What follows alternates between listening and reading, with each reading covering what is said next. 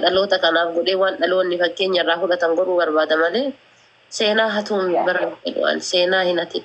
Bakka wanni sun ittiin dalagameera ittiin dalaguun barbaadu. La. Atam namummaan ati jaallattu.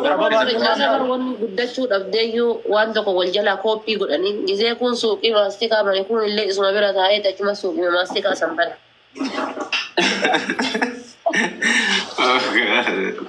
Bara akkaataa nuti explain gootu kun jechuun wantoota tokko fakkeenyaatti gootuu fi irra guddaan isaa wanni guddina nu dhooge kana waan ta'eef sirrii miti jechuu barbaadeeti.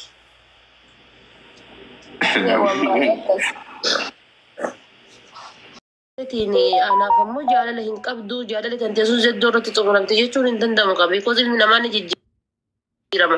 Mee bizeddoo erga jaalattee booda waan wayii kan ati eegdee isiirraa dhabdee jira akka haadha manoo maatitti akka haadha ilmoo teetitti yaaddaa ta'a. Waan wayii wanni ati isiirraa eegdee dhabdee jirta mee disrespect si gochuu dandeetti. Waan wayii irraa dhabdee yookaan isii dhiifta yookaan durumaayyuu uduu isii hin jaalatin hudhatte. Raafuu anamma zeddumaayyuu jaalatte. Tidawwalanisa? Tidawwalan fakkaata. Ani wanni beekon jiru kanaafuu namni tokko yoo nama tokko jaalatee nama tokkoon adda bahee nama tokko wajji haasa'uu hin danda'u ilaalcha jedhu murteessu macheen. Baay'igiraandii isa duraan irraanfataa bakka. Irraanfachuu baatus zeddooyyuu jaalalaatitti haasa'ee mee yeroo waliin dabarfachuuf itti haasa'ee waan beekuun qabu kamitti murteessuu danda'a. Kana wallahi ilmoonnaa.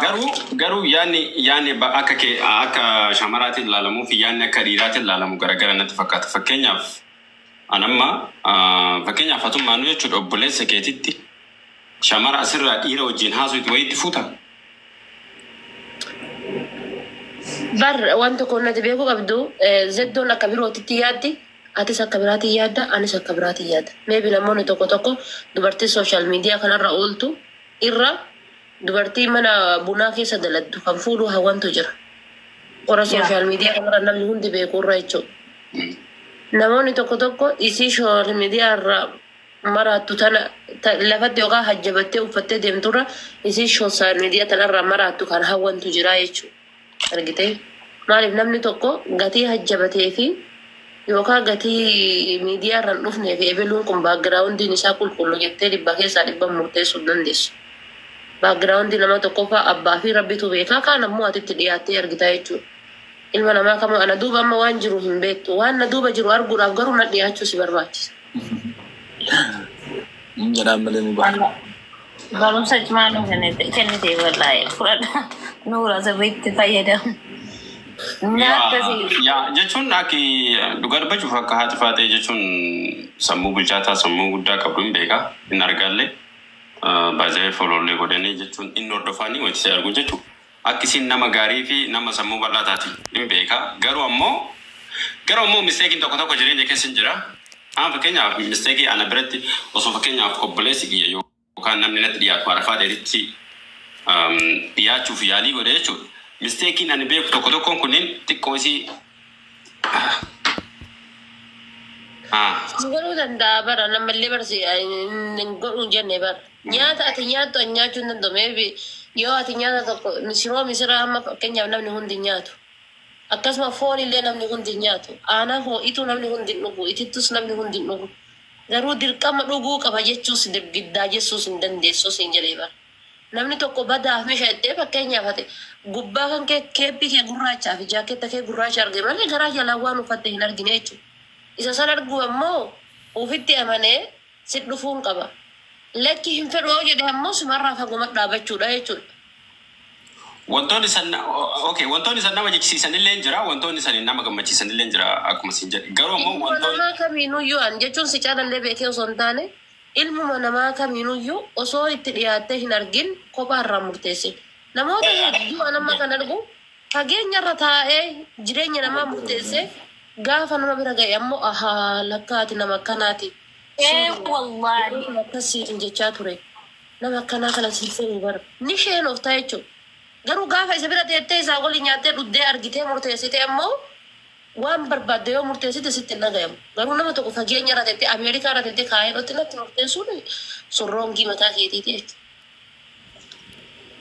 يعني مصري ما يعني مصري namni gaafa qaamaan nama arge maal jedha beekta an akkana seenseene koo ati nama akkanaatii lakka wallaahi billaahi kan jedha akkasuma waan jedha anaan iyyuu nama meeqa jedha akkas wallahi naman gammata miidiyaadhaan kan keellee sirriidha baramma namoonni tokko asumarratti kan ulaalani yeroo silkii nuti dawwalan akka waan itti dawwalanii kan onni isaanii sadii rukuttu jira. Way media register. Hirribuma keessaallee kaasee osoo silkii jalaate way media register eebate akkasiin godhin kan sagalee onna kaafte na waraabaarta. Guyyaa takka kan waraabeen masirra poostii godhee hin beekne gatiba miidiyaa kan irraa dubbachuu danda'uuf namoonni tokko sa'aa 24 akkanatti silkii kana jireenyi kennallee kan mataa yoo itti fakkaata. Jireenyi kenna lafatti waan biraa asirratti waan biraa. Wallahi akkas namni miidiyaadhaan nama madaala. Amma fakkeenyaa fi nama kana yoo ati asirraa akka barbaadde taate bakka isuma fudhatee adeema bakka mucattiin sun badduudha akkana wallaahi waadanuu jedha garuu namni nama hin beeku cal jedhe miidiyaadhaan si gammataa jechuudha. Akkasuma. Yaa ani masri maa garuu misteekiin tokko kan martinuu daran jechuu kamiidiyaa kanaan iyyuu ala si baasu gargarii nama jiraa si galee. Bar adilal injirun jenne bar ni jira sin jedhe bar ni jira nyaanni ati jibbitu mana keessatti ni dalagama mana kan keessattu ati mana tante yookaan ammoo ummaan ta'e gatii nyaata ati jibbitu tokko gatii yookaan ilmoon isii tabiraa jaalattuuf yookaan lubbuu ofiitiif heetuuf ni dalagdi nyaata ati jibbitu tokko mana keessatti dirqama meeqa san akkamiin goote jechuun hin qabdu yookaan dadhabdee ilaalu yoo hin feene ammoo hir'isumaa jechuudha. Dadhabdee ilaaltee sifaridee birootis nyaata san godhi jechuun kan ka'e hin oolu yoo dadhabdee arge. Waan ofii gaafee gaafadhu.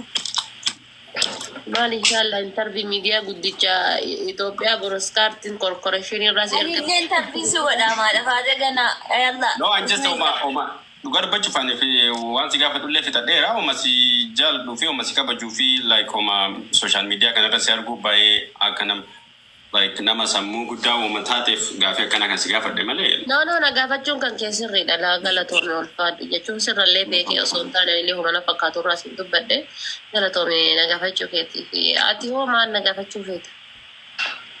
Yaa tidaarii keessa seentee jiraame abbaa warraa kee nama miidiyaa jaalatu miti. Tiktookii dhiisiyoon isin jedhu mallaqa. Kaasuu waan birootii bar.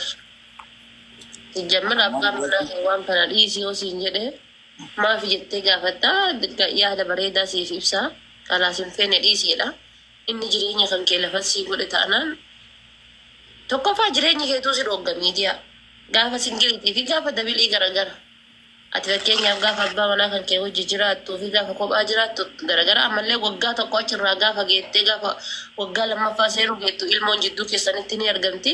Gaafa kanallee ammoo ati nama birootii jechuudha.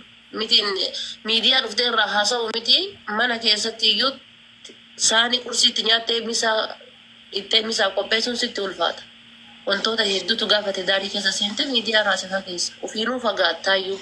Malee dirqama abbaan manaa kee fagaadhu dhiisisiin jedhee si giddaa jechuun qabu.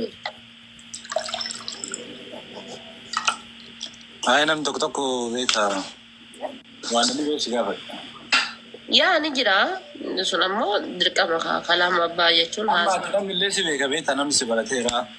Yooma tidaarii keessa illee seentisi galeetti illee. Abbaa fedhe namni fedhe yoo na barate ummaan tiyya bar gatii abbaa manaa koo naa caaltuu fi ummaa tiyya jimma dhiisee arsii dhufaa bar. Wanni sana jaallamu waan hin jirreef jechuudha. Taadaa ummaatii jaalamoo miidiyaadha. Ummaatii yaa isaaf dhiisee biraa bahee miidiyaa yoo isaaf dhiisee waliin irraa badu.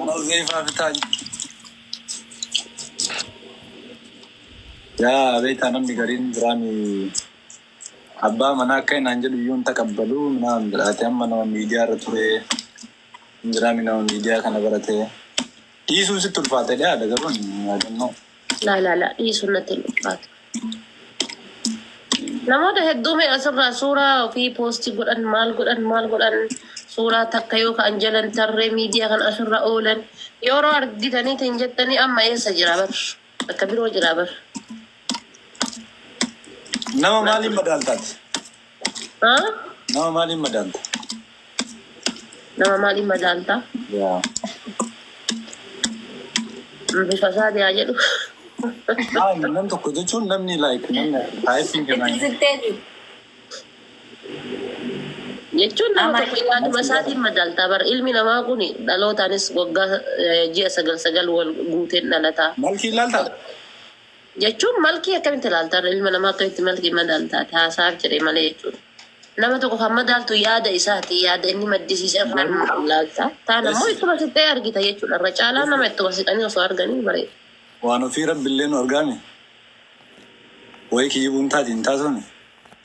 Dubartiin baay'een awwala osoo amala lamaan laalin malkiidhaan ka haasaa jammaramsii galee. Malkii ilaalti bar malkii inni malaala bar dhiirris malkii inni filataa bar kabiraa hafee bar nyaatuma nyaattu kanaa soorisa tirii irra ilaaltee nyaatta bar biti ilma namaa biti jechuudha. Nyaatuma garaa keetiin nyaattu iyyatti yoo si tole nyaatta. Waan san hin didiin malkii filachuun didiin ammallee.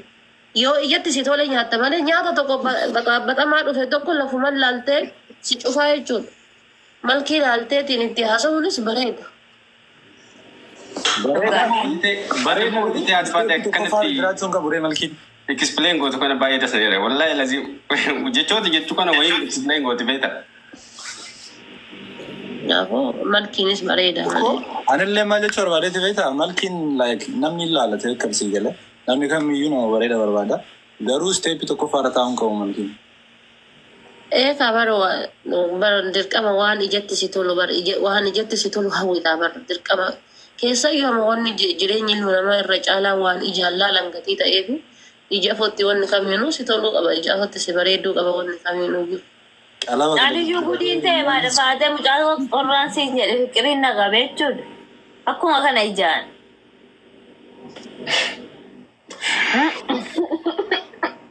Haadha faatee.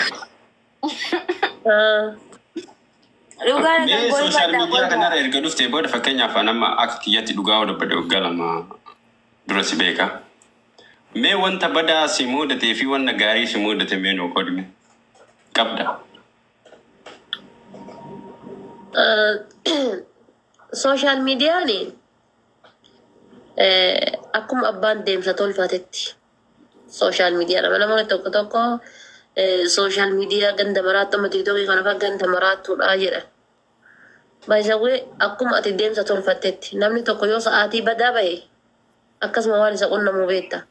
Sa'aatiidhaan bahee sa'aatii yoo manatti deebi'e waan isa qunnamus beekta jechuudha. Gatii kana ta'ee fi social meediyaan akkuma abbaan deemsa irratti tolfatetti. Garuu akka kiyyatti tiktokiin baay'ee na fayyadee jira. Waa hedduullee irra baradhee waa hedduullee irratti argee. Haa ta'u garuu an ammas miidiyaa kanarra hanga dhufetti nama baay'ee ufee gullee yeroo baay'ee yeroo argituyyuu gastii namoota takka malee namoota jalaayyuu dhaqee abbuma argee fooloon godhu. Amma fooloon kiyyaa nama 400 fooloo na godhe 400 kana keessaa nama 2,000 qofa fooloo deebise. Oromoon 2,000 qofa taate Oromoon 2,000 miti bara. Gin ammoo nama tokko osoo hin beekin kaatee fooloo goote an fooloo gochuun sitti ulfaata. Dura maal irratti gaafa fooloo gootu maalitti akka fooloo gootu beekuun dirqama nama tokko. Laayikii mata nama yeroo argite namoonni tokko haadha namaa ka arrabsuu dhaqanii onnee tuqanii bira dabarfatan. Laayikii tana tuquun yookaan ammoo onnee tana namni ati ergituuf nama akkam ta'uu qaba. Gati diimattee sitti toltee timaatimii si fakkaatteef nama erguu osoo hin taane onnee matuu naayyuu namaa tuquun gatii qaba jechuudha. Nama akkamiitiif akka tuttu. Laayikii tana namaa tuquun jechuudha. Kanaaf social meediyaan akkuma namni itti onnedhetti garuu miidhaa isaa irra faayidaa isaatitu naa caala. Waa hedduun hiriyoota hedduu asirra baradheera, namoota hedduu asirraa horadheera, namoota hedduu waliinillee walillee fayyanneerra, walillee onnenneerra. Gatii kana ta'e irra caalaan tiktokii irraa fayyadamee jira. Na fayyadee jira baay'ee na fayyadeera tiktokii. Malee wanti ati badaan tiktaakii irraa social media kanarra argiteen jiru wanni badaan tiktokii irraa an arge tokko hin jiru. Maaliif deemsa kiyyatuyyuu akkan miidiyaa kanatti tiktokii kanatti fayyadametuyyuu akka addaata namoota mana tokko gizee dhaquu haati faatee mana namaan seentu nama tuffattii jedhan. Boru yoo deebitee ilaalte haadha namaa gombisee ka arrabsu argita. Ataadaan akkamitti mana isaa seena ganda namaa ka arrabsu argita. Anaaf jedhee goota ganda kootee qarbii baasee akka waan inni goota kiyya bichaa ta'ee qarbii jala baasee ka arrabsu argita. Taadaat akkamiin mana isaa seenta. Gaafa mana isaa boruse as seentee achi keessatti argamte atillee isumaa jechuudha. Kamtu faayidaa kamtu miidhaa wanna taddaan baaftu hin jiru. Wallahi. amala waan ofii keessaa waan jaalladhu ammaali nama xiqqaa isuma siin kabajju hundaa waliin walii galti bakka nam tokko wajjin walii dhabdu gandummaan beektu akkasuma immoo amantii namaas ta'ee nama kamiyyuu xuxxuu nama narrabsitu bakka fataa gochuudha ijoollee kulfisuudha das na itti wallaahi dhugaa rabbii alfaate nuurilleen bakka nu jiraadheetu barbaadetan. Ya, sudu jarra hafaa jirre malee sudu ayisii goonu. Ameen jedhe bebe. Sudu ayisii goonu sudu jarra hafaa jirre. Dhugaa rabbi hedduu si jaalladha nuuf jiraatu. Du'aayi naa gootee wixxeetii kee na gartee galaan du'aayi naa godhi malee. Apa saya tu kok kali macam kana wallahi billahi kali kayak kumbayan atau Nuri nalleen